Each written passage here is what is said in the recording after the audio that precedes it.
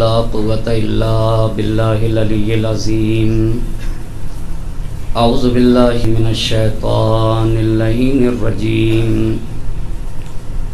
بسم الله الرحمن الرحيم الحمد لله رب العالمين الصلاة والسلام على أشرف الأنبياء والمرسلين خاتم النبيين سيدنا ومولانا أبي القاسم محمد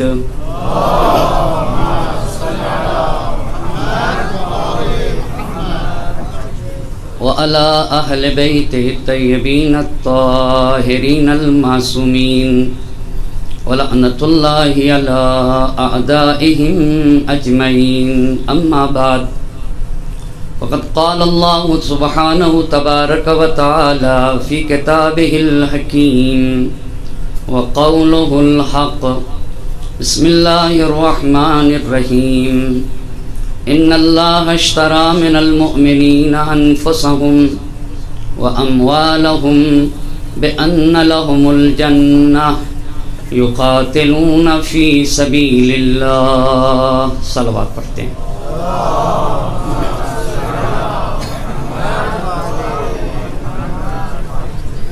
عشر مجالس کی چھٹی گفتگو ہے اور عنوان گفتگو ہے کربلا گام بگام، جس پہ گفتگو کرنے کے لیے قرآن کریم کی جس آیے شریفہ کو سرنامہ سخن قرار دیا ہے، اس میں اللہ کا ارشاد ہو رہا ہے ان اللہ اشتری من المؤمنین انفسهم واموالهم بان لهم الجنہ.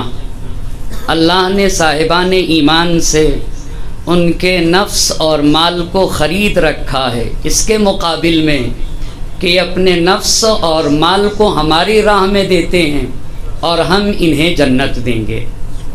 یقاتلون فی سبیل اللہ، اور یہ صاحبان ایمان وہ ہیں جو راہ خدا میں جہاد کرتے ہیں.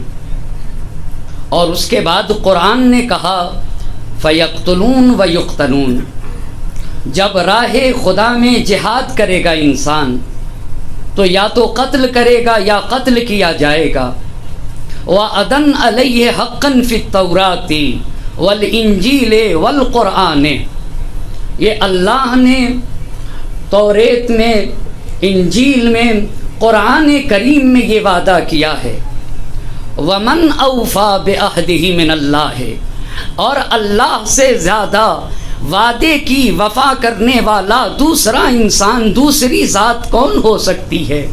فاستبشروا ببیعکم الذی بایعتم بہ، اے صاحبان ایمان، اگر تم نے اللہ سے اتنا عظیم معاملہ کیا ہے نا تو تمہیں ایسا معاملہ مبارک ہو، تم لائق مبارکباد ہو.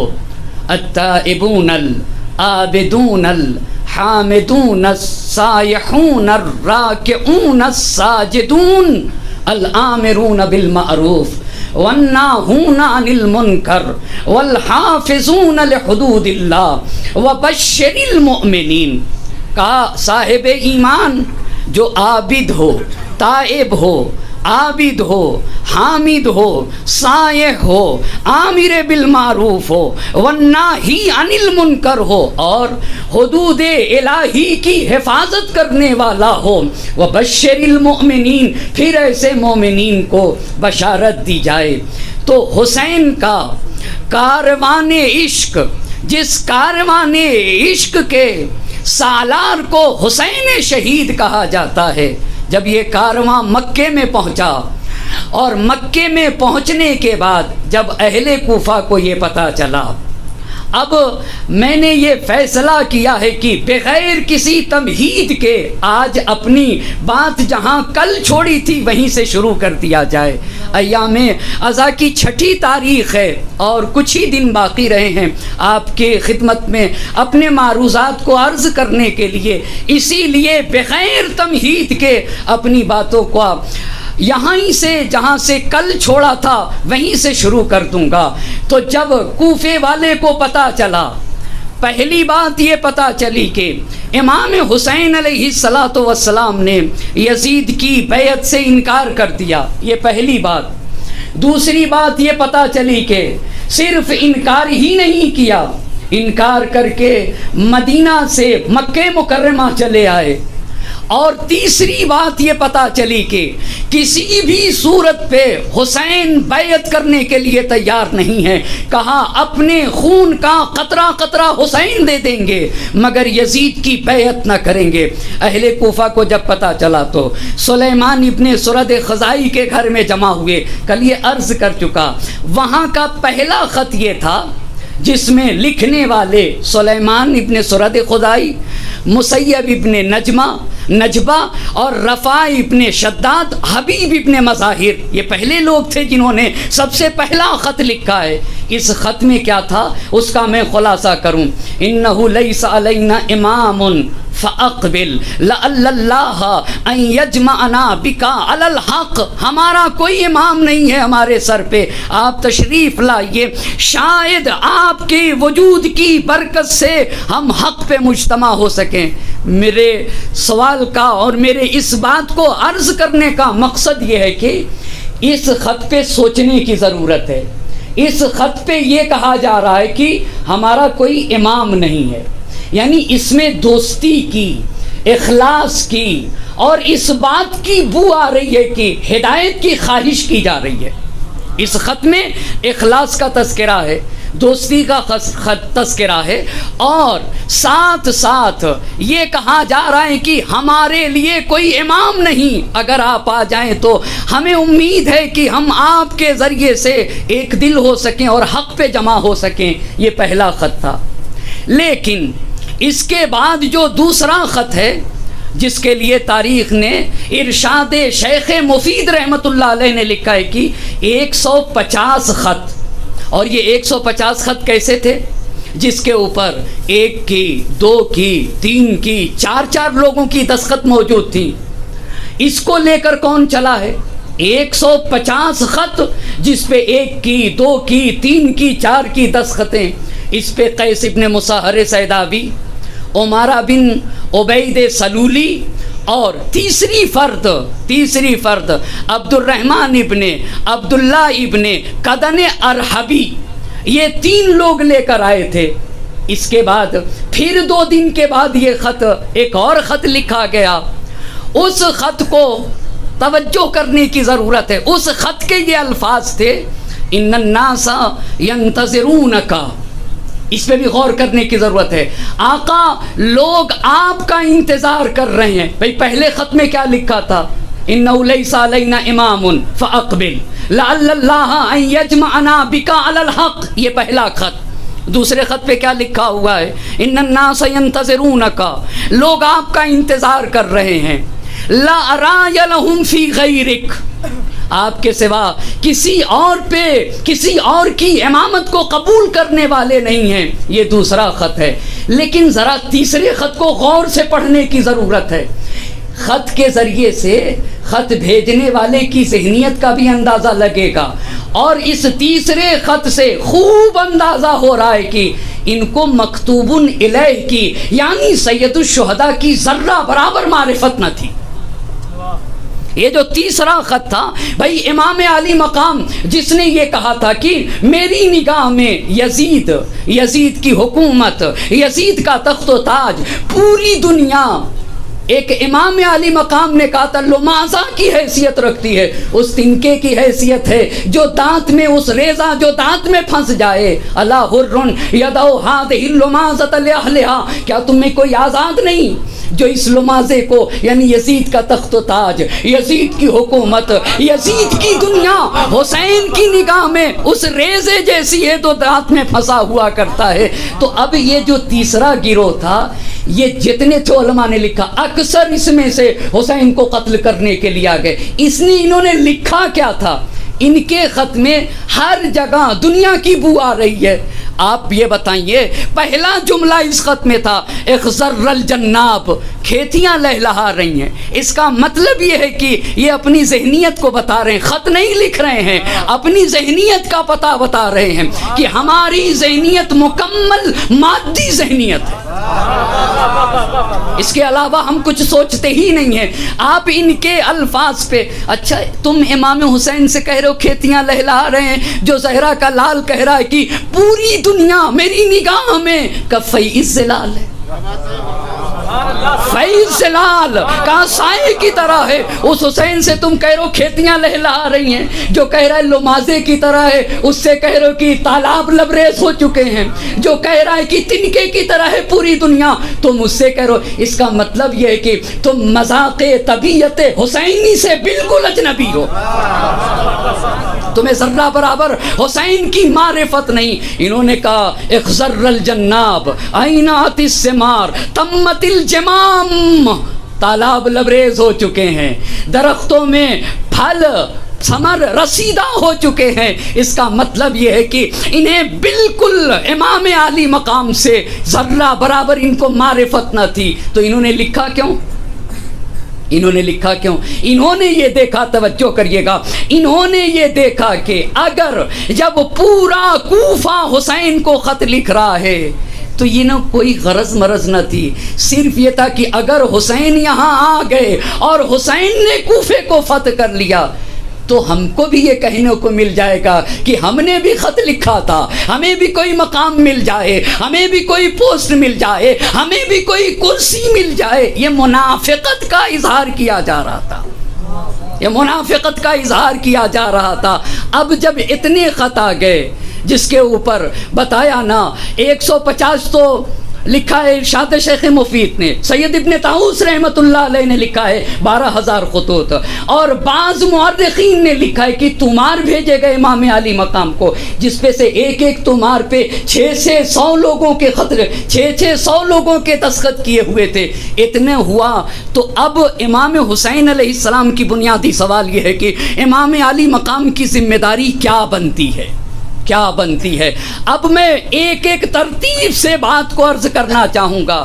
مدینے میں جب ولید نے بلایا تو امام علی مقام نے انکار کر دیا بیعت سے، اور جب دباؤ ڈالا گیا مدینہ منورہ میں تو انکار کر کے سید الشہداء مدینے سے نکل گئے۔ تو اب مدینے میں تو رکنا ممکن نہیں، ایک ایک بات پہ غور کریے گا، مدینے میں امام حسین کا رکنا ممکن نہیں۔ مکے کی کیا صورتحال ہے بتایا۔ محمد حنفیہ سے میرے امام نے کیا کہا تھا، یا اخی قد خفت ان یغتالنی یزید ابن معاویہ بالحرم، بھائی مجھے یقینی خوف ہے کہ یزید ابن معاویہ مجھے حرم میں قتل کر دے گا۔ یہ تو اپنے بھائی محمد حنفیہ سے کہا، اور جب فرزدق نے امام علی مقام سے کہا ما اعجلک عن الحج، ما اعجلک عن الحج، آقا اتنی جلدی کس بات کی تھی؟ جہاں آپ 4 مہینے کچھ دن رکے تھے، 2 دن اور رک جاتے، 2 دن اور رک جاتے۔ آپ کو تو عبادت سے عشق ہے، 2 دن اور رک جاتے سید الشہداء۔ ما اعجلک عن الحج، حج جیسی عظیم عبادت، جس نے 22 حج پیدل کیے ہونا، جو عاشق حج ہو، جس کو حج سے عشق ہو، 2 دن بچے چھوڑ کر چلا جا رہا ہے۔ ہماری جانیں قربان ہو زہرا کے لال پہ، ما اعجلک عن الحج۔ تو میرے امام نے کہا اے فرزدق لو لم اعجل لاخذت، لو لم اعجل لاخذت، اگر میں جلدی نہ کرتا، اس کا مطلب یہ ہے کہ مکے سے حسین کا نکلنا ناگہانی طور پہ تھا، ناگہانی طور کے اوپر، لو لم اعجل لاخذت، اگر میں نہ نکلتا تو مجھے گرفتار کر لیا جاتا۔ اتنی بات تو یہ لکھی۔ تیسری بات آپ کی خدمت میں عرض کرتا ہوں، آپ ارشاد شیخ مفید اٹھا کر اسے ضرور دیکھیے گا۔ مسلم ابن عقیل نے، بحث کس کے اوپر ہو رہی ہے، آخر اب امام علی مقام اتنے خط آ گئے، کریں تو کیا کریں؟ مدینہ رک نہیں سکتے تو مکے میں رک جاتے، مکے میں بھی نہیں رک سکتے، کیوں؟ اس کی صورتحال آپ کی خدمت میں، یزید ابن معاویہ حرم میں قتل کر دے گا، لو لم عاجل خیستو، اگر میں جلدی نہ کروں تو مجھے گرفتار کر لیا جائے گا۔ دو باتیں۔ تیسری بات ارشاد شیخ مفید سے نقل کرنا چاہوں گا، تیسری بات، سے شنبے کو مسلم ابن عقیل نے 8 ذی الحجہ کو کوفے میں قیام کیا ہے، اور 9 ذی الحجہ کو چہار شنبے کا دن تھا جب مسلم ابن عقیل کی شہادت ہوئی۔ امام حسین علیہ السلام کس دن نکلے ہیں؟ کس دن نکلے ہیں؟ 8 کو نکلے ہیں نا، 8 کو مکہ، یعنی جس دن مسلم ابن عقیل نے کوفے میں قیام کیا ہے اس دن زہرا کے لال نے مکہ چھوڑا ہے، مکہ چھوڑا ہے۔ اچھا 4 مہینہ کچھ دن مکے میں رہے ہیں، بصرے کے کچھ لوگ آ گئے، حجاز کے کچھ لوگ آ گئے، اب جب جانے لگے امام حسین مکہ چھوڑ کے، اصل بات کو کیوں نہیں امام مکے میں رک جاتے؟ آپ کو امن و امان کی جگہ ہے، جان بچ جائے گی۔ ایک صلوات پڑھ دیجئے بر محمد اور آل محمد۔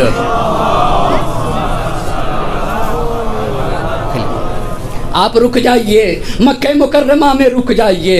اب امام علی مقام نے ارشاد شیخ مفید سے اس بات کو نقل کر رہا ہوں، لکھا ارشاد شیخ مفید نے جب عراق کی طرف نکلنا چاہا تو امام علی مقام نے خانہ کعبہ کا طواف کیا، طواف کرنے کے بعد سعی کی صفا و مروہ کے درمیان، اور اس عمل کے بعد اپنا احرام اتار دیا، اور وہاں کے اوپر یہ الفاظ ہیں، یہ مکمل ایک بحث ہے کہ آیا عمرہ مفردہ کا احرام باندھا تھا یا نہیں، عمرہ تمتع کے لیے احرام باندھا تھا، حج تمتع تھا، آیا حج کو عمرہ مفردہ میں بدلا ہے؟ اگر اس کو جاننا ہے نا تو مقتل جامع کی پہلی جلد میں مکمل بحث کی گئی ہے، وہاں کے اوپر علماء کی بھی باتیں کی گئی کہ یہ کون سا مسئلہ تھا، میں اس کو یہاں کے اوپر نہیں چھیڑ سکتا ہوں، بات طولانی ہو جائے گی، مگر شیخ مفید علی اللہ مقامہ نے یہ بات لکھی ہے کہ روانہ ہو رہے تھے تو کعبے کا طواف کیا، صفا و مروہ کی تہی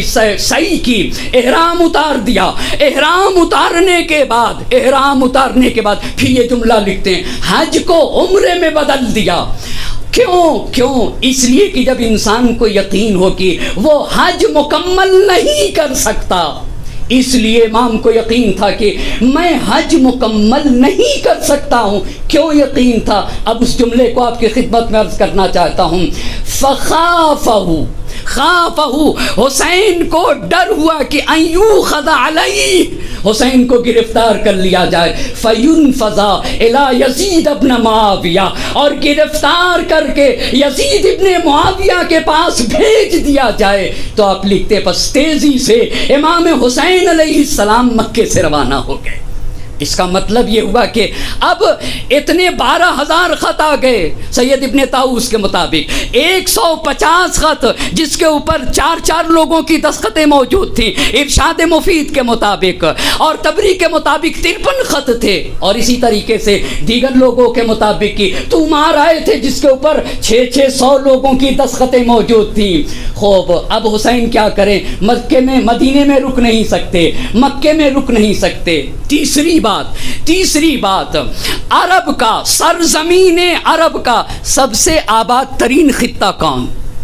سب سے آباد ترین خطہ کا، سرزمین عرب کا سب سے آباد خطہ عراق، اور عراق میں بھی سب سے مین جگہ کوفہ، اور وہاں سے اتنے خط آ چکے ہیں پورا کوفہ۔ یہ اور بات ہے، ابھی عرض کروں گا، کل میں نے عرض کیا تھا یہ نیتیں کیسی تھیں جو لکھ رہے تھے، میں ترتیب سے 2 منٹ میں اپنی بات کو عرض کرتا چلوں۔ کیا کوفے والے سب کے سب امام علی مقام کو حقیقی امام جانتے تھے؟ نہیں عزیزان محترم، کچھ لوگوں کو فکر یہ تھی کہ شام میں کیوں مرکز خلافت رہے، کوفہ مرکز خلافت رہنا چاہیے، یہ پہلی فکر تھی۔ کچھ لوگ ابن زیاد کے خوف سے ڈرے ہوئے تھے، زیاد ابن ابی کا خوف تھا۔ جب زیاد ابن ابی کی بات آئی تو اس جملے کو عرض کرنا چلوں گا، کان زیاد اول من شدد امر السلطان واکد الملک لمعاویہ، یہ زیاد ابن ابی تھا جس نے معاویہ کی حکومت کو مضبوط کیا۔ جرد سیفہ، اپنی تلوار کھول دی، واخذ بالظنہ، تہمت اور گمان کی بنیاد پر تاریخ نے لکھا ہے زیاد ابن ابی ایک زمانے تک کوفے کے خون بہائے گئے ہیں، صرف زن کی بنیاد پر ہاتھ و پیر کاٹ کے سولی پہ چڑھا دیے جاتے تھے۔ اخذ بالظن عاقب علی الشبہ، ایک شبہ کی بنیاد پر شک ہو جائے نا تو زیاد ابن ابی اس کو عقاب کرنے لگتا تھا۔ یخافہ الناس خوفا شدیدا، یہ عبید اللہ ابن زیاد کو بیٹھانے کا یہ بھی مسئلہ تھا، ایک نفسیاتی مسئلہ تھا، چونکہ زیاد ابن ابی سے پورا کوفہ ڈرا ہوا تھا۔ تو یہ دو باتیں ہوئی، خوف طاری تھا ان کے اوپر۔ تیسری بات علامہ نقن رحمۃ اللہ علیہ نے لکھی ہے، ہر آدمی یہ سمجھے گا، کام محبت تھوڑی تھی ان کو، یہ سمجھتے تھے کہ یزید جیسا بد کردار سے تو بہت اچھا ہے فاطمۃ الزہرا سلام اللہ علیہا کا لال حسین۔ یہ تین باتیں۔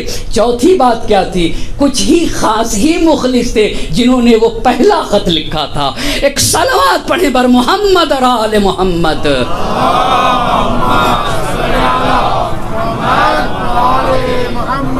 میں اپنی بات سے بالکل جڑا ہوا ہوں، فقط توجہ کی شرط ہے، مدینہ میں رہ نہیں سکتے، مکے میں رہ نہیں سکتے، عرب کے سب سے آباد ترین خطے سے آواز بلند ہوئی ہے، اور اس میں بھی عراق میں بھی کوفے کی سرزمین سے آواز بلند ہو رہی ہے۔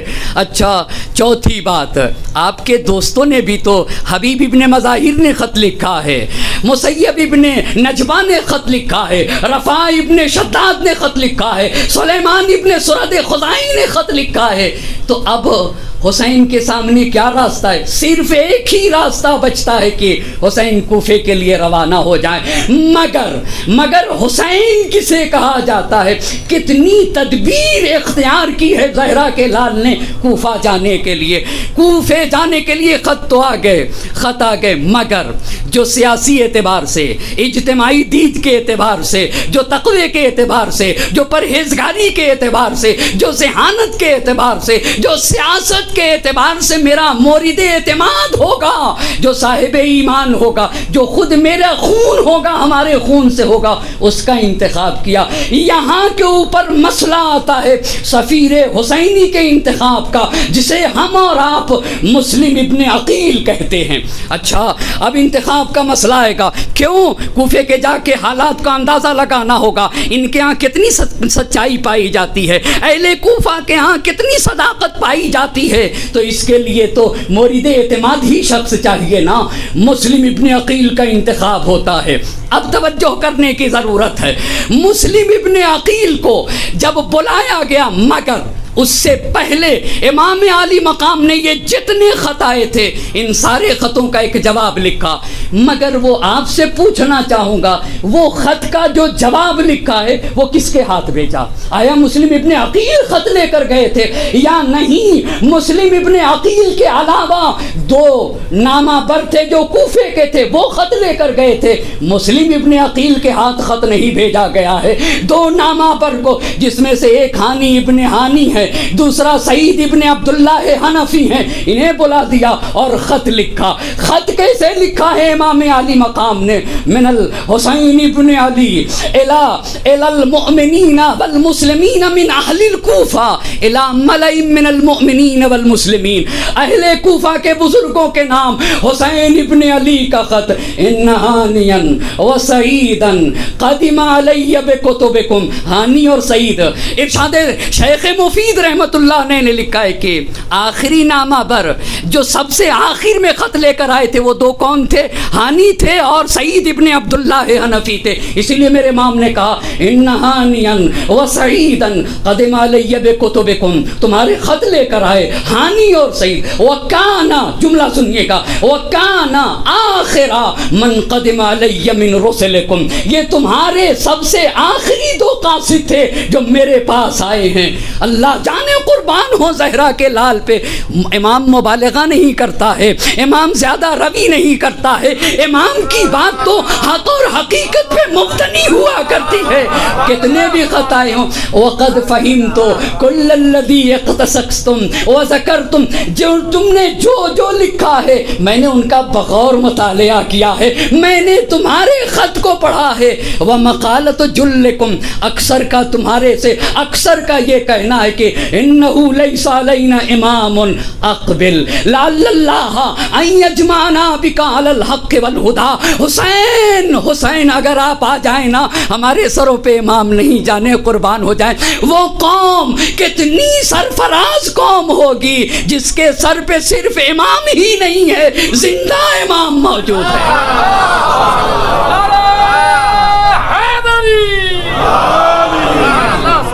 کتنے قابل افتخار کی بات ہے، کتنے فرق و فخر کی بات ہے. زندہ امام جو قوم رکھے نا اسے شیعہ حیدر کرار کہا جاتا ہے. جس کا امام زندہ ہو، جس کا رہنما زندہ ہو، جس کا راستہ دکھانے والا زندہ ہو.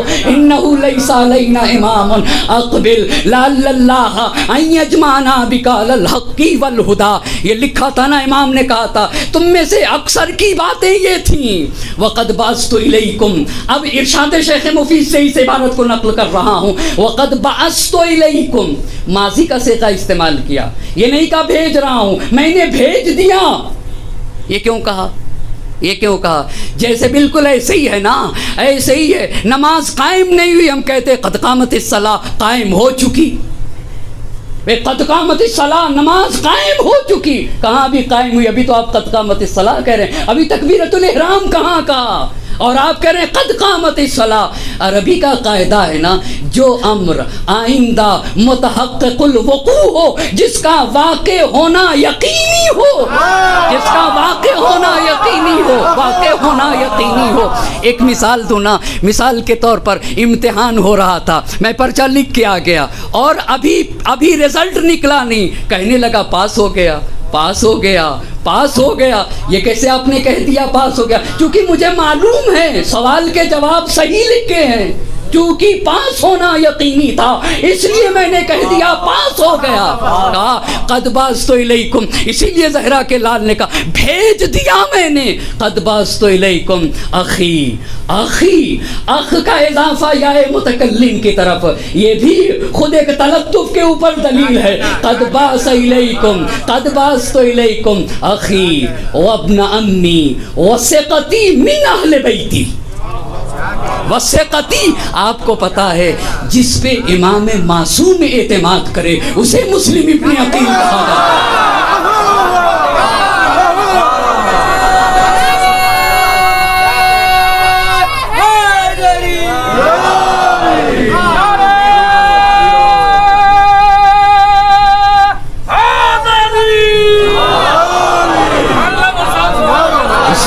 امام معصوم اعتماد کر لینا اسے مسلم ابن عقیل کہا جاتا ہے. آپ کو پتا ہے عبید اللہ ابن زیاد نے محمد ابن اشعث کی توہین کی تھی. توہین کس بات کے اوپر؟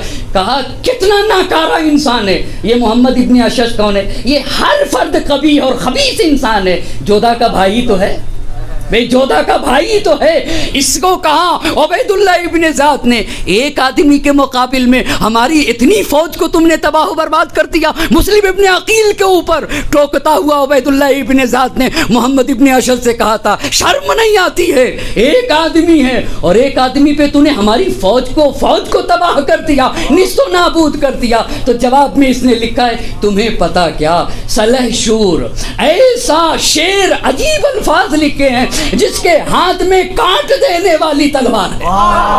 جس کے ہاتھ میں، اس کے قریب کون ہو سکتا ہے جس کا مقابلہ فوجیں نہ کر سکیں اسے مسلم ابن عقیل کہا جاتا ہے. فوجیں نہ کر سکیں اسے مسلم ابن عقیل کہا جاتا ہے. بلازری نے لکھا ہے کہ نہایت قوی انسان کا نام ہے مسلم ابن عقیل. نہایت شجاع، تاریخ میں کہیں آیا ہے، ابھی اسے نقل کروں گا. اسی بنیاد پر علماء نے باطل کیا، ممکن نہیں ہے حسین کا خط لے کر سفیر حسینی جس پہ حسین اعتماد کرے وہ بیچ راستے میں کہے کہ میں کوفہ نہیں جاؤں گا. کا ممکن نہیں ہے، رد کیا ہے. اس بات کو بھی مقتل جامع میں بڑے پیارے انداز سے، البتہ پاورقی میں یہ بات آپ کو ملے گی وہاں کے اوپر خوب اچھی طرح سے جواب دیا ہے کہ یہ بات تاریخ نے لکھ تو دیا ہے، مگر ادھر حسین نے کہا ہے کہ ثقتی من اہل بیتی، یہ بات اس سے ٹکرا رہی ہے، اسی لیے میرے استاد نے کہا تاریخ پڑھا کرو، مقتل پڑھا کرو، جو کچھ بھی پڑھا کرو، ہمارا ایک ملاک ہے، جب تک عصمت سے بات ٹکرائے نا تب تک لیا جائے گا، تب تک لیا جائے گا، تب تک لیا جائے گا، تم کتنی ہی اعتبار کے مالک کیوں نہ ہو، مگر اگر تمہاری بات عصمت سے ٹکرا گئی تو تمہاری بات کی کوئی ویلو نہیں، کوئی ویلو نہیں ہو سکتی ہے، تم چاہے کتنے بڑے ہی رائٹر کیوں نہ ہو جاؤ۔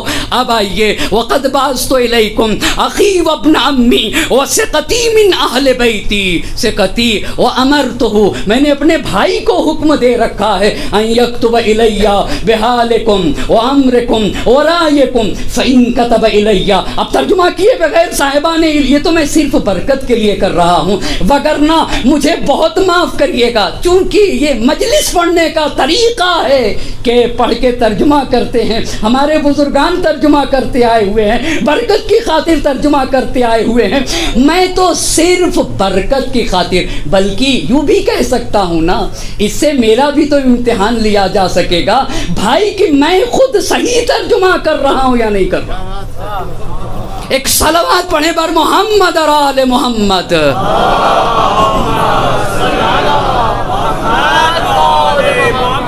قد بعثت الیکم اخی، قد، آپ دیکھیں گھڑی بہت تیز بھاگتی ہے، میں اس پہ دیکھ کے ڈرنے لگتا ہوں کہ اب وقت ہی ختم ہو چکا ہے، ایک اور صلوات پڑھیں بر محمد اور آل محمد۔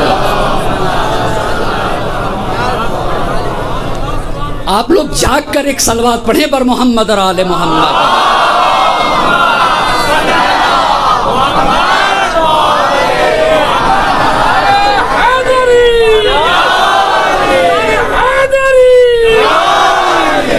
قد بعثت الیکم اخی وابن عمی، میرے چچا کے بیٹے ہیں، جانے قربان ہو جائے، میرا بھائی، میرے چچا کا بیٹا، وثقتی من اہل بیتی، میرے گھر کے وہ فرد ہے جس پر میں اعتماد کرتا ہوں، جانے قربان ہو۔ اگر انہوں نے لکھ دیا، اللہ اللہ، اگر انہوں نے لکھ دیا قد اجتمع رائے ملیکم وذوی الفضل والحجا منکم علی ما قدمت علی بہ رسلکم، جو تمہارے نامہ پر جن جن باتوں کو لے کر آئے ہیں، اگر میرے بھائی نے جانے کے بعد لکھ دیا کہ اس میں سچائی پائی جاتی ہے، اقدم علیکم وشیکن انشاءاللہ، تو میں ان قریب روانہ ہو جاؤں گا تمہاری طرف۔ لیکن اتنی بات سنتے جانا، امام کہتے کسے ہیں، رہبر کہتے کسے ہیں، رہنما کہتے کسے ہیں؟ جو اللہ کا نمائندہ ہوتا ہے اسے کون وہ ہوتا ہے؟ فَلَأَمْرِي مَا الْإِمَامُ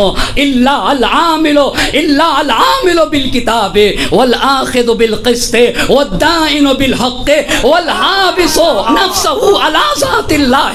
پہچان لینا، دیکھو اگر تمہاری ان کا خط بھی تھا نا، اخضر الجناب وعینات الثمار وتمت الجمام، انہیں بھی تو بتانا تھا، صرف یہ نہ سمجھ لینا کہ دنیا ملے گی، نہ سمجھتے رہو الامام فلامری، میری جان کی قسم، والامام مل امام الا العامل بالکتاب، امام وہ ہوتا ہے جو کتاب الہی کے مطابق عمل کرتا ہے، والآخذ بالقسط، جو عدالت کے مطابق چلتا ہے، والدائن بالحق، وَالدَّائِنُ بِالْحَقِّ۔ اسی لیے تو جوش نے بڑی پیاری بات کہی ہے، اے دوستو فرات کے پانی کا واسطہ، آل نبی کی تشنہ دہانی کا واسطہ، شبیر کے لہو کی روانی کا واسطہ، اکبر کی ناتمام جوانی کا واسطہ، اکبر کی ناتمام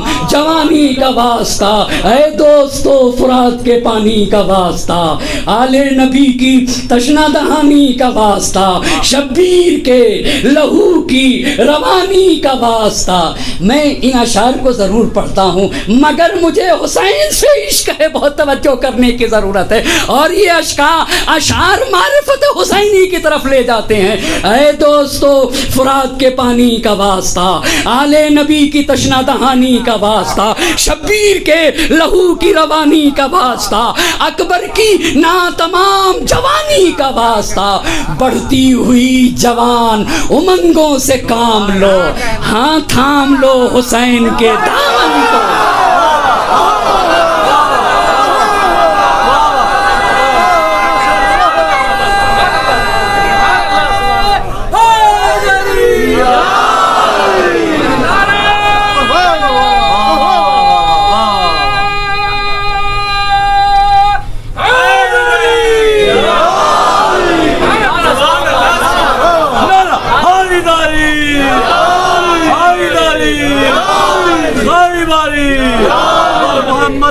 محمد صلوات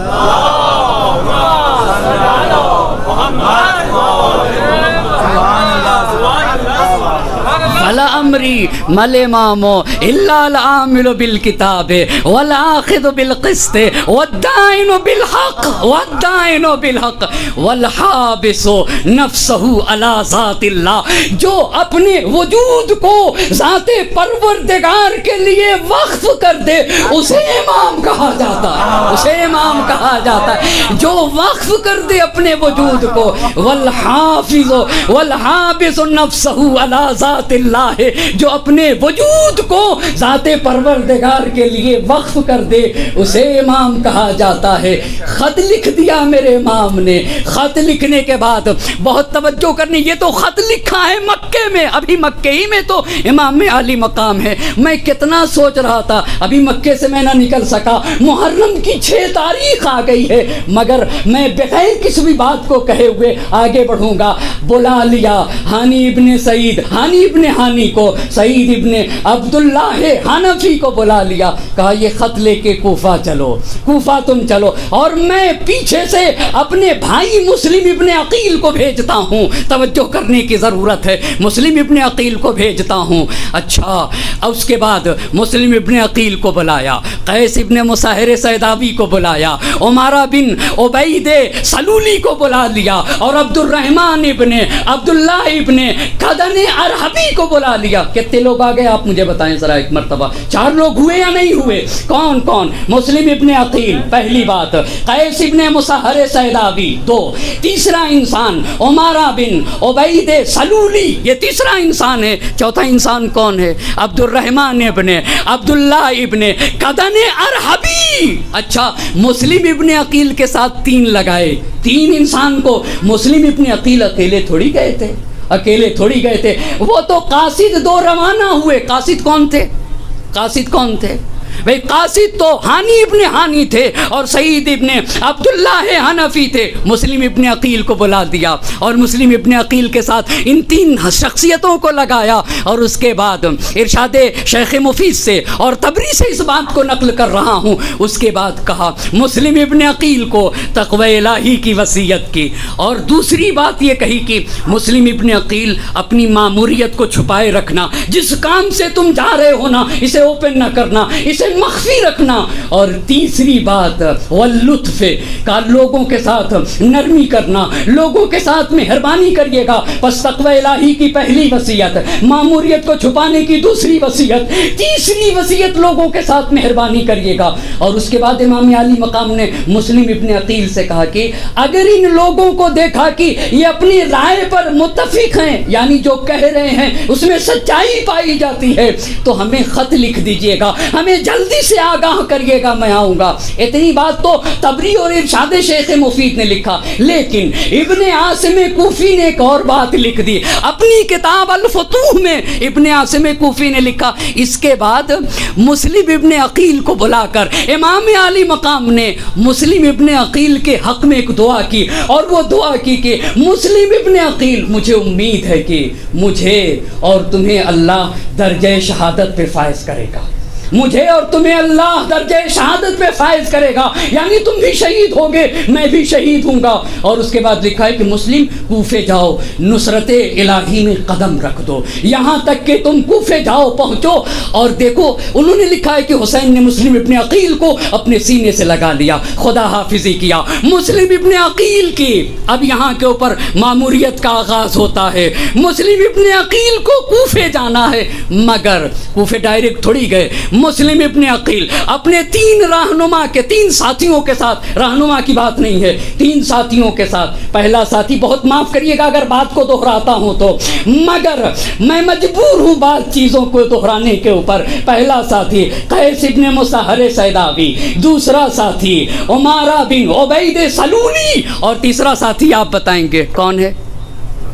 عبد الرحمن ابن عبداللہ ابن قدن ارحبی، یہ 3 کو لے کر کہاں گئے؟ کوفے گئے؟ نہیں عزیزان محترم، مکے سے مدینہ منورہ پہنچے۔ کون مدینہ منورہ پہنچا؟ مسلم ابن عقیل۔ مسلم ابن عقیل اپنے 3 ساتھیوں کے ساتھ مسجد النبی میں آئے، نماز ادا کی، نماز ادا کرنے کے بعد اپنے عزیز و اقارب کے گھر گئے، ان سے ملنے کے بعد قبیلہ قیس سے 2 رہنما لیے، 2 رہنما لیے، اور ان 2 رہنما کو جو راستہ بتاتے تھے لے کے چلے۔ مگر سوال یہ ہے کہ یہ جو 2 رہنما تھے یہ کیوں راستے میں مر گئے؟ کیوں دنیا سے چلے گئے؟ کیوں انتقال کر گئے؟ یہ سوچنے کی بات ہے، یہ سوچنے کی بات ہے۔ اب تاریخ نے لکھا ہے کہ یہ جو 2 رہنما تھے نا، ادھر امام نے یہ کہا تھا نا کہ بھئی ماموریت پتہ نہ چلنے پائے۔ تاریخ نے، علماء نے لکھا ہے 2 وجہ تھی ان کے راستہ بھٹکنے کی۔ پہلی وجہ یہ ہے، پہلی وجہ میں دوسری وجہ بھی چھپی ہوئی ہے۔ پہلی وجہ یہ ہے کہ انہوں نے جو مین راستہ تھا اس راستے کو اختیار نہیں کیا تھا، مین راستے کو چھوڑ کے غیر معروف راستہ اختیار کیا تھا۔ یہ جو 2 رہنما تھے انہوں نے غیر معروف راستہ اختیار کیا۔ غیر معروف راستہ کیوں اختیار کیا تھا؟ تاکہ جلدی پہنچ سکے، یہ پہلی وجہ۔ دوسری وجہ یہ تھی کہ پتہ نہ چل سکے کہ مسلم کوفے جا رہے ہیں۔ ان 2 وجہ سے ارشاد شیخ مفید نے لکھ دیا ہے کہ اب جب یہ چلے، ابھی مکے سے باہر نکلے تھے، یہاں تک تو ارشاد شیخ مفید کی بات، لیکن شہید انسانیت نے ایک اور بات اضافہ کیا۔ میں نے سوچا، میں نے وہاں کے اوپر لکھا ہے شہید انسانیت پہ کہ علامہ نقن رحمۃ اللہ علیہ، یہ آپ نے کہاں سے لکھا؟ مگر شہید انسانیت میں علامہ نقن رحمۃ اللہ علیہ نے ان کے جو معیار ہے، یعنی جو ان کے مبانی ہیں جہاں سے انہوں نے شہید انسانیت لکھی ہے، اس میں اخبار طوال ہے، اس میں طبری ہے، ارشاد شیخ مفید ہے، صحیح مسلم ہے، صحیح بخاری ہے، یہ سارے ان کی کتاب کے منابع ہیں۔ تو میں نے تو اخبار طوال نہیں دیکھا، مگر وہاں پہ انہوں نے لکھا ہے کہ، اور یہ ارشاد شیخ مفید، ابھی مکے سے باہر گئے تھے کہ بھٹک گئے، راستہ بھٹک گئے۔ علامہ نقن رحمۃ اللہ علیہ نے لکھا ہے کہ مکے سے جب باہر نکلے، آگے بڑھے تو یہ صحرا میں پڑ گئے، یہ صحرا میں پڑ گئے۔ اب صحرا میں پڑ گئے، راستہ کھو گئے۔ دونوں رہنما ساتھ ساتھ ہیں، راستہ نظر نہیں آ رہا ہے، راستہ نہیں، اور 2 تھے، اور ادھر اور ساتھ میں کتنے تھے ان کے ساتھ آپ بتائیں ذرا؟ 4 بھائی، مسلم ابن عقیل کو لے کے 4 ہو جائیں گے، وہ 2 اور یہ 4۔ مگر آپ کو پتا ہے، جب انسان غور کرتے جائیے گا، جب تک ایک خطیب عشرہ پڑھنے جاتا ہے، ممکن ہے کہ 5 مجلسیں پڑھے مگر تھکتا نہیں ہے۔ کیوں؟ مجھے آپ بتائیں۔ آپ سوچ رہے ہیں کہ یہ کیسی باتیں کرتے ہیں؟ اس لیے کہ اس کی عقل کہتی رہتی ہے کہ ابھی اور پڑھنا ہے، ابھی ایک اور پڑھنا ہے، ابھی ایک اور پڑھنا ہے۔ آپ بتائیں، جس دن 12 محرم ختم ہوتی ہے اس دن اب اس کی عقل کہتی ہے کہ اب پڑھنا نہیں ہے، تو اب جسم پہ تھکن طاری ہونے لگتی ہے۔ بہت توجہ کریے گا، اب جسم پہ تھکن طاری ہونے لگتی ہے۔ کیوں؟ اس لیے کہ جو کام تھا وہ تمام ہو گیا۔ بہت توجہ کرنے کی ضرورت ہے۔ تو مسلم ابن عقیل کو کہاں جانا تھا؟ آخر یہ کیوں نہیں پیاس سے ہلاک ہو گئے؟ سوال ہے نا بھائی، بنیادی سوال ہے نا۔ یہ بھی تو پیاسے تھے مگر ان کے پاس پانی تھا، پانی نہیں تھا مگر عزم تھا۔ توجہ کرنے کے پانی نہیں تھا، خدا کی قسم، صرف روحی جذبہ لیے ہوئے تھے، صرف روحی جذبہ ان کے ہاں سے باتیں قدم رکھے ہوئے تھا، مگر نہیں ان کے پاس پانی نہ تھا۔ اب جب وہ صحرا میں پڑے تو جاں بلب ہوئے، تشنگی کا اتنا غلبہ ہوا کہ وہ چل نہ سکتے تھے، مگر ایسی جگہ وہ گرے اور تاریخ نے لکھا ہے کہ وہیں کے اوپر انتقال کر گئے۔ مگر وہ بھی رہنما تھے، جہاں تھے وہاں سے دور سے سڑک نظر آ رہی تھی جہاں سے لوگ گزر رہے تھے، انہوں نے صرف راستے کا اشارہ کر کے بتا دیا، دیکھو وہ مین راستہ ہے اگر تم وہاں تک پہنچ گئے تو نجات پا جاؤ گے. تم وہاں تک پہنچ گئے. یہ دونوں کے دونوں مر گئے مگر بڑے حوصلے کے ساتھ. خدا کی قسم آپ یہ بتائیے علی کی بیٹی زینب کبریٰ 6 مہینے سے سفر میں تھی اور دربار ابن زیاد میں پہنچنے کے بعد کوئی بتا سکتا ہے کہ یہ خاتون 6 مہینے سے سفر میں ہے؟ یہ اپنے بھائی کو کھو کے آئی ہے؟ کوئی نہیں بتا سکتا. یہی تو ابن زیاد کو کھل رہا تھا. اس کے بھائی کو قتل کر دیا, ان کے گھر کو ختم کر دیا, مگر یہ کیسی روح کے مالک ہیں؟ زینب کبریٰ ابن زیاد عبید اللہ ابن زیاد کی آنکھوں میں آنکھیں ڈال کر یہ کہہ رہی تھی تو ہمارے بھائی کو تو قتل کر سکتا ہے مگر ہماری طیب و طاہر روح کے اوپر شمشیر ذلت کو نہیں چلایا جا سکتا, ہمارے عزم و حوصلے کو پامال نہیں کیا جا سکتا.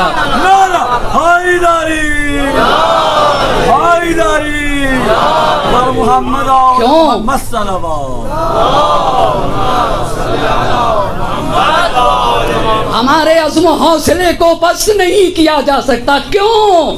ہیہات من الذلہ کا پیغام لے کے چلی تھی تو وہاں بعد شہادت حسین ہیہات من الذلہ کا جو پیغام لے کے چلے تو ایک طرف زینب کبریٰ, ام کلثوم, سکینہ بنت الحسین, سید سجاد, مگر جو دیباچے کربلا ہے یہ بھی تو کون سا پیغام لے کر جا رہا تھا کوفے کے لیے؟ ہیہات من الذلہ الا وان الدعی یا ابن الدعی قد رکزنی بین اثنتین بین السلتی والذلہ ہیہات من الذلہ یا باللہ ذالک لنا ورسولہ والمؤمنون وحجور طہرت وجدود تابت. ایک صلوات پڑھیں بار محمد اور آل محمد.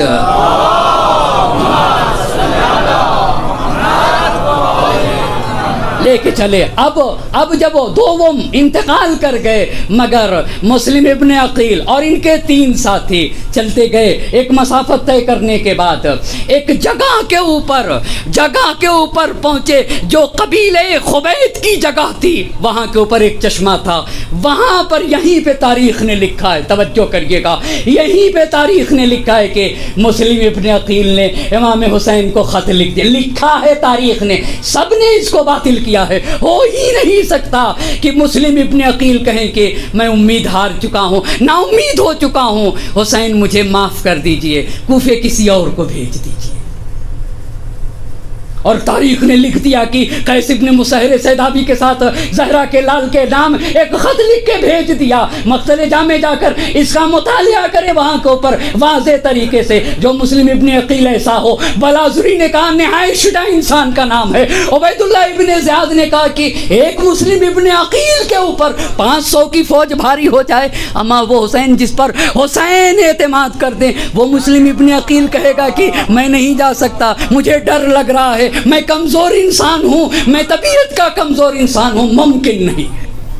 ممکن نہیں ہے. لہذا مسلم ابن عقیل اپنے ساتھیوں کے ساتھ کوفے پہنچ گئے. اب جب کوفے پہنچے ہیں نا, توجہ کریے گا, کوفے پہنچے تو سلیمان ابن سرد خزائی کے گھر جانا چاہیے تھا نا, اس لیے کہ جو کوفے میں تحریک کی روح رواں تھی اسی کو تو سلیمان ابن سرد خزائی کہا جاتا ہے.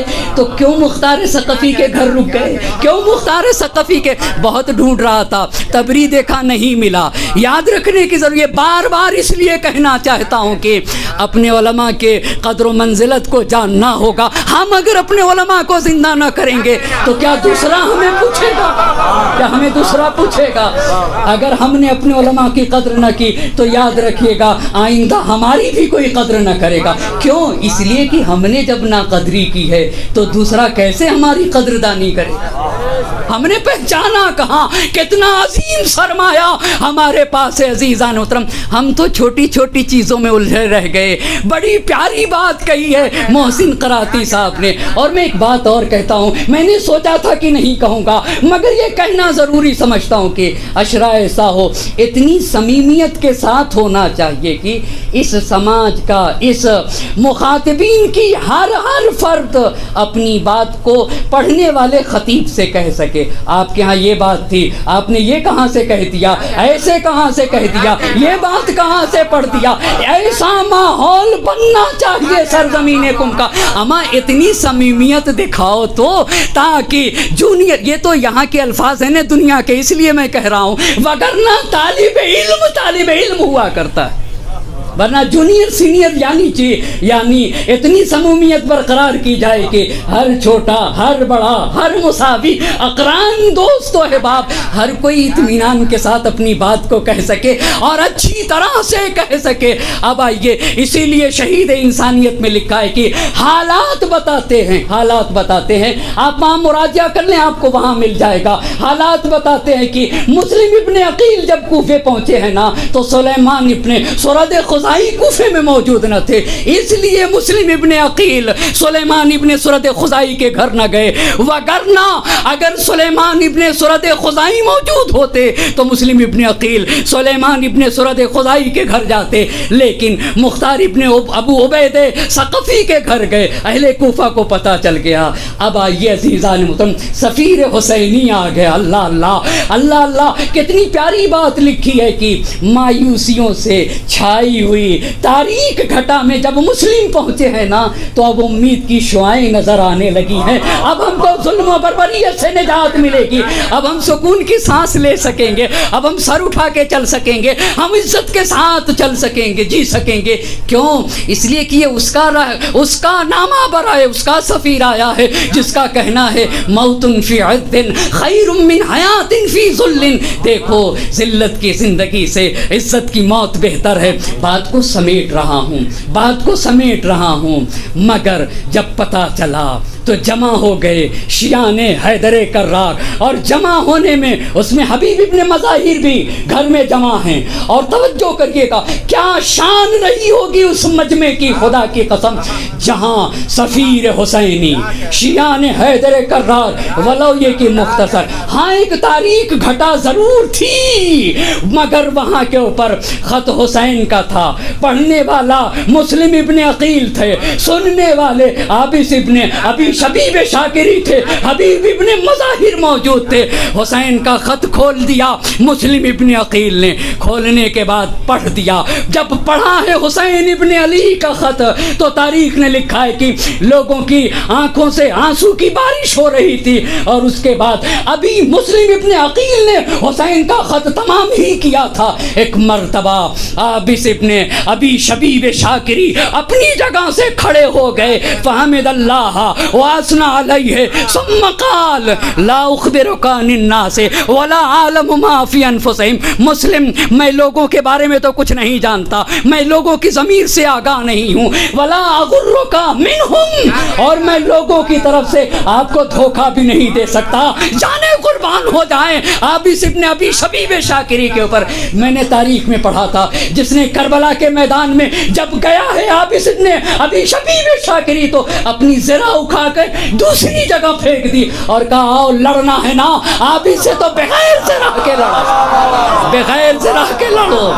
ایسے حسین کے ساتھی کو عابس کہا جاتا ہے. زرہ بدن سے ہٹا کے دور پھینک دیا. عابس سے مقابلہ کرنا ہے, حسین کا ایک ننھا ساتھی, حسین کا ایک چھوٹا صحابی. حسین کے صحابی ایسے ہوتے ہیں, ہماری جانیں قربان ہو جائیں. حیف جس قوم کا سلطان ہو ایسا انسان, وہ رہے خستہ پریشان معطل حیران, نہ شرر بار ترنگی نہ دہکتے ارماں, جس کی آنکھیں فقط آباد ہوں سینے ویراں, جرأت و ہمت و ایثار و وفا کچھ بھی نہیں, ذکر مولا پہ کراہوں کے سوا کچھ بھی نہیں. زندگی شعلے جب والا ہے گلزار نہیں, موت کا گھاٹ ہے یہ مصر کا بازار نہیں, موت کا گھاٹ ہے یہ مصر کا بازار نہیں. اپنے آقا کی تاسی پہ جو تیار نہیں, زندہ رہنے کا وہ انسان سزاوار نہیں, زندہ رہنے کا وہ انسان سزاوار نہیں. جو حسینی بھی ہو اور موت سے بھی ڈرتا ہے, ہاں وہ توہین حسین ابن علی کرتا ہے. ہاں وہ توہین حسین ابن علی کرتا ہے. کتنا پیارا خیمہ حسینی ہے. خدا کی قسم ہمیں بھی وہی رمق اصحاب حسینی، ایمان اصحاب حسینی، جذبہ اصحاب حسینی، عشق و ولائے اصحاب حسینی ہمیں بھی ان دنوں میں اگر مل جائیں تو یقیناً ہماری دنیا بھی سنور جائے گی اور ہمارا عقبہ بھی سنور جائے گا. مگر ضرورت ہے ایمان اصحاب حسینی کے، عشق و ولائے اصحاب حسینی کے، طہارت و پاکیزگی اصحاب حسینی کے، عزم و ثبات و استقلال اصحاب حسینی کے. فوراً آپ اس کھڑے ہو گئے. مگر مسلم ابن عقیل میں آپ کو کہنا چاہوں گا لأحدثنک اما انا موطن نفسی علیہ، میں جو کرنا چاہتا ہوں میں اپنی بات آپ سے کہنا چاہتا ہوں. لأجیبنکم اذا دعوتم، جہاں آپ بلا دیں گے میں جانے کے لیے تیار ہوں، میں جانے کے لیے تیار ہوں. وَلَأُقَاتِلَنَّكُمْ وَلَأُقَاتِلَنَّ مَعَكُمْ عَدُوَّكُمْ. مسلم ابن عقیل ہم آپ کے ساتھ رہ کے اپنی جان کا نذرانہ پیش کرنا چاہتے ہیں ہم. اور پھر آخر میں عابس ابن ابی شبیب شاکری نے کہا لا اريد بذلك الا ما كان عند اللہ. مسلم ابن عقیل میں صرف اور صرف اس کام کے عوض میں اپنے اللہ کی رضا کا طالب ہوں. مجھے کچھ نہیں چاہیے، میں تو حسین کی نصرت کروں گا. آپ کی نصرت اس لیے کرنا چاہتا ہوں کہ اس میں رضا لا اريد بذلك الا ما كان عند اللہ، رضائے پروردگار کے لیے، رضائے پروردگار کے لیے. حبیب کھڑے ہو گئے، حبیب کھڑے ہونے کے بعد کا لقد قضیت ما فی نفسک بواجز من القول. آپ اس مختصر الفاظ میں تم نے بڑی باتیں کہہ دی، مختصر الفاظ میں بڑی باتیں کہہ دی. اور پھر حبیب ابن مظاہر نے کہا ثم قال انا واللہ الذی لا الہ الا ہو، خدائے وحدہ لا شریک کی قسم میرا بھی وہی کہنا ہے جو عابس کا کہنا ہے. کام میرا بھی وہی کہنا ہے جو عابس کا کہنا ہے. پھر کیا کیا جائے، توجہ کرنے کی ضرورت ہے. چھوڑ رہا ہوں یہی کے اوپر. مسلم ابن عقیل نیمہ ماہ رمضان میں نکلے تھے مکہ مکرمہ سے. 5 شوال کو پہنچے تھے کوفے میں، اور 5 شوال کو کوفے میں پہنچے ہیں، اور 9 ذی الحجہ کو مسلم ابن عقیل کی شہادت ہے. تقریباً 64 دن رہے ہیں، 64 دن. اور پھر اپنی شہادت سے 27 دن پہلے یعنی 36 دن رہ کے کوفے میں تحقیق کی ہے، پھر حسین کو خط لکھا ہے. کوئی ایسے تھوڑی کہ پہنچتے ہی 4 دن میں امام علی مقام کے لیے خط لکھ دیا ہو کہ آپ آ جائیے، آپ آ جائیے. کتنے بصیر انسان کو مسلم کہا جاتا ہے، کتنے بصیر انسان کو مسلم کہا جاتا ہے. یہ کربلا ہے جو لوگوں کی آنکھیں کھولنا سکھائے. کربلا سے انسان کو بصیرت سیکھتے ہیں، کربلا سے انسان کو بینائی ملتی ہے. اپنی شہادت سے 27 دن یہ مورخین کے اقوال ہیں، اور وہ بھی یہ تو اللہ کا لطف رہا ہے. جہاں تک ہو سکتا تھا اور جہاں تک ہو سکتا ہے، مجھے ایک چھوٹے سے طالب علم کو جہاں تک میری توانائی کام کرتی ہے کوشش کرتا ہوں کہ ہر بات کو اس کے اصلی منبع سے پڑھ دوں. آپ یہ بتائیے، آپ انصاف سے بتائیے، کیا قم میں اس کی اسی کی ضرورت ہے؟ اب اصلی منبع کے علاوہ بات ملے گی کہاں آپ کو؟ اس سے اوپر دوسری بات کون کہہ سکتا ہے؟ کہیں بھی نہیں سکتا ہے نا. آپ اصل بات لا کے پیش کرو. اصلی منابع میں اصل بات کیا ہے؟ جہاں کے اوپر بس ختم ہے، حرف آخر ہے. ایک طالب علم کو کوشش کرنا چاہیے اپنی تمام کے مطابق کہ بھائی اس مسئلے میں حرف آخر کیا ہے، اسے پیش کر دیا جائے. بس زحمت تمام کر رہا ہوں، لکھ دیا. مگر خط لکھا ہے تو ایک استعارہ استعمال کیا، ان الرائد لا یکذب اہلہ کا سفیر اپنے گھر والے کے ساتھ جھوٹ نہیں بولتا. اللہ اللہ. حسین کو خط لکھ دیا ہے مسلم ابن عقیل نے، ایک سفیر اپنے خاندان کے ساتھ جھوٹ نہیں بولتا. حسین قد بایعنی من اہل الکوفۃ 18,000 18,000 لوگوں نے بیعت کر لیا. اللہ اللہ. کوفے میں مسلم کے ہاتھوں پہ 18,000. 12,000 مرج الذہب نے لکھا, 18,000 ارشاد شیخ مفید نے لکھا, 25,000 اخبار طوال نے لکھا ہے, 40,000 ابن نما نے مسیر الاحزان میں لکھ دیا. 12,000 18,000 25,000 40,000 لوگوں نے مسلم ابن عقیل کے ہاتھوں پہ بیعت کر لی. اب ایسی صورت میں مسلم ابن عقیل کوفے کے رہنے والے نہ تھے کیا؟ کوفے کے رہنے والے تھے. مسلم ابن عقیل تو مدینے کے رہنے والے تھے. کوفہ مسلم کا وطن نہ تھا, تو مسلم کی جتنی ذمہ داری تھی اتنے دن تک 37 دن تک کوفے میں چھان بین کیا.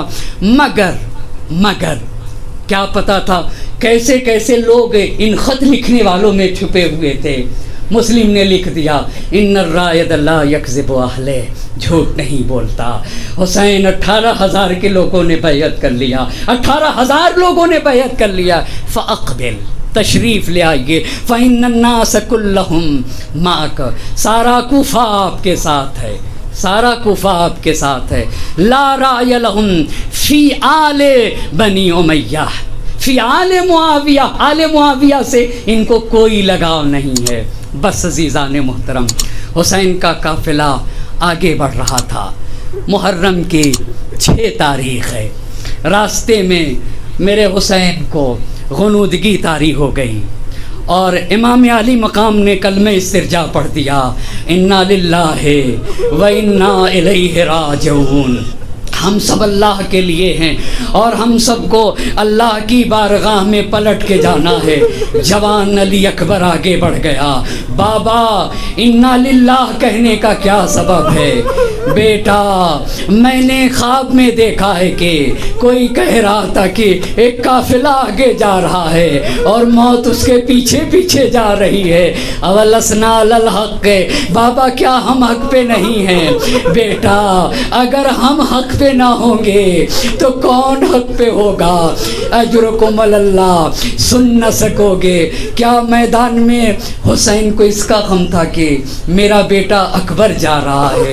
عزیزان محترم, اہل قلم نے لکھا ہے کہ حسین کو اس کا غم نہ تھا میرا بیٹا علی اکبر جا رہا ہے, اس کا غم نہ تھا. حسین بہت کچھ کہہ سکتے تھے, میری ضعیفی کا سہارا جا رہا ہے, میرے نور کا نظر کا نور جا رہا ہے, میری گھر کی رونق جا رہی ہے, ماں کے ڈھارس جا رہی ہے. مگر کربلا کے میدان میں زہرا کے لال نے کچھ بھی نہ کہا. مختل نے لکھا ہے جب سارے اصحاب حسین پہ کام آ گئے, لم یبق معہ الا اہل بیت, جب حسین کے گھر والے بچے تو ایک مرتبہ حسین کے کڑیل جوان شبیہ پیغمبر, کیسی حسین کو محبت تھی اکبر سے. حسین چھوٹے تھے نا تو حسین نانا کے سینے سے لگ جاتے تھے, کبھی دوش پیغمبر پہ بیٹھتے تھے. اللہ کے نبی حسین کے رخسار کا بوسہ دیتے تھے, اپنی زبان چسا چسا کے حسین کو پالا تھا. جب نبی کی شہادت ہوئی نا 11 ہجری میں تو حسین کو اپنے نانا کی محبت ستاتی تھی. ہائے میرا نانا مجھے اپنے سینے سے لگاتے تھے, مجھے اپنے دوش کے اوپر بیٹھاتے تھے. مگر جب حسین کے یہاں علی اکبر کی ولادت ہوئی نا تو حسین کو سہارا ملا, میرا بیٹا تو شبیہ نبی گرامی ہے. اب جب بھی امام علی مقام کو رسول اللہ کی محبت ستاتی تھی نا اپنے اکبر کو دیکھ لیا کرتے تھے. میرا اکبر تو میرے نانا سے مشابہت رکھتا ہے. اجرکم اللہ, اللہ کسی غم میں نہ رلائے. اسی لیے میرا اکبر تو شبیہ پیغمبر ہے, میرا اکبر تو میرے نانا کی تصویر. میرا اکبر شبیہ رسول، اسی لیے امام نے نہیں کہا میرے بڑھاپے کا سہارا جا رہا ہے، ارے اپنی ماں کی ڈھارس جا رہا ہے، نہیں کہا امام نے میرا کڑیل جوان جا رہا ہے، اگر کہا تو مقتل نے لکھا ہے ارخائی نہیں وہ بکا، آنکھوں میں آنسو بھر گئے، حسین رونے لگے، رفع شیبتہ نحو السماء، آسمان کی طرف بلند کیا، اللہم اشہد، اے میرے اللہ ارے گواہ رہنا، اجرکم اللہ، اللہ کسی غم میں نہ رلائے سوائے غم سید الشہداء کے، اے میرے اللہ ارے وہ جا رہا ہے جو نانا سے گفتار میں مشابہ تھا، سیرت میں مشابہ تھا، اے اللہ ارے جب میں نانا کی زیارت کرنا چاہتا تھا اپنے اکبر کو دیکھ لیتا تھا، اجرکم اللہ، اللہ کسی غم میں نہ رلائے سوائے غم سید الشہداء کے، علی اکبر آ کے کھڑے ہوئے، مقتل کے الفاظ ہیں، بڑی سے بڑی احتیاط برتی ہے علی اکبر کی رخصتی میں، بڑی خصوصیات کا احترام اور خیال کیا ہے زہرا کے لال نے، اللہ اللہ کسی کے ساتھ ایسا نہ کیا جیسا علی اکبر کے ساتھ کیا ہے، اجرکم اللہ، استاذنا، علی اکبر نے اجازت مانگی، فاذنا، اجازت تو دے دیا مگر مقتل کے الفاظ ہیں، پیچھے پیچھے چلنے لگے، پیچھے پیچھے چلنے لگے، دیر تک علی اکبر کے پیچھے پیچھے چلے، اجرکم اللہ، اکبر جا رہا ہے، شبیہ مصطفیٰ جا رہا ہے، میرے نانا کی سیرت جا رہی ہے، علی اکبر نے کہا بابا آپ نے تو رخصت کر دیا، اجرکم اللہ، اللہ کسی غم میں نہ رلائے، امام سے کہہ رہے تھے بابا آپ نے رخصت کر دیا تھا، پیچھے پیچھے کیوں آ رہے، اے اکبر اے کاش تم صاحب اولاد ہوتے،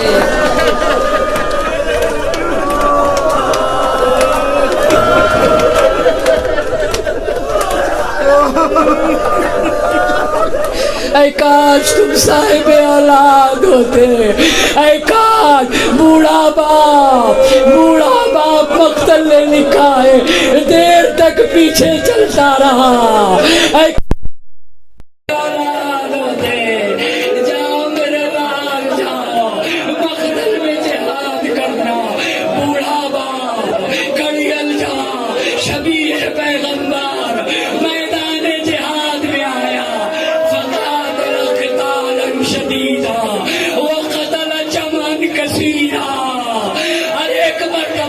شدید جہاد کیا، مگر ہائے رے ایک بوڑھا باپ تھا،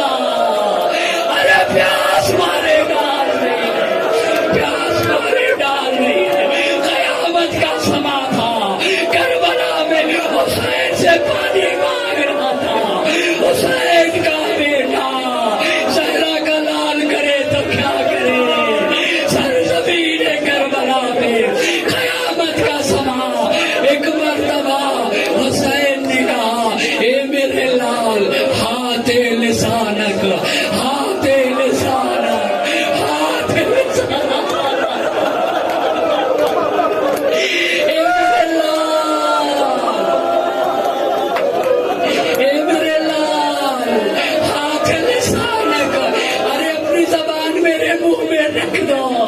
اللہ اللہ. فأخذ بلسانه فمسه. عجب نہیں اکبر نے زبان کھینچ لی. بابا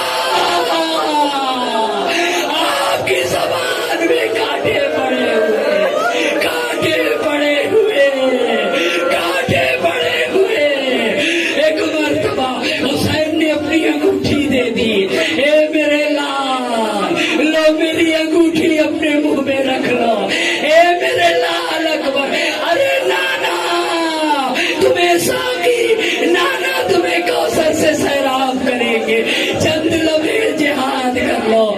اکبر میدان میں آئے، حملہ کرنے لگے.